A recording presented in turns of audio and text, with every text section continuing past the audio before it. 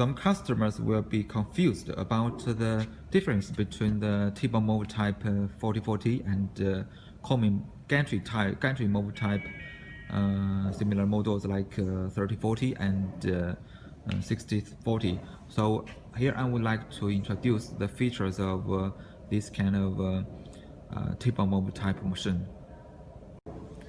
For this kind of design, we fix the gantry side on the base by 3 big screws, and to make it more firmly, we add 2 screws on the outside, so there is any little movement.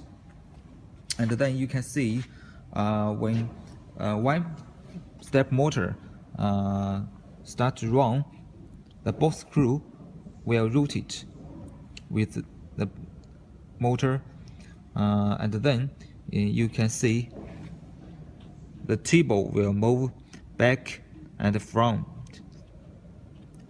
with the both screw rotate. For this gantry mold type machine, you can see the both screw is connected with the whole gantry. So when the both screw rotate, the whole gantry will move with it. You can see. And then there will be a bigger vibration compared with the T-bar mold type machines. We use 30 millimeter thickness whole aluminum casting plate as this machine T-bar, so you can get much better engraving and cutting work result. Especially for some small words or patterns engraving work. And we also offer iron casting structures, including iron casting T-bar as option to meet some customer requests who want to get better metal working result.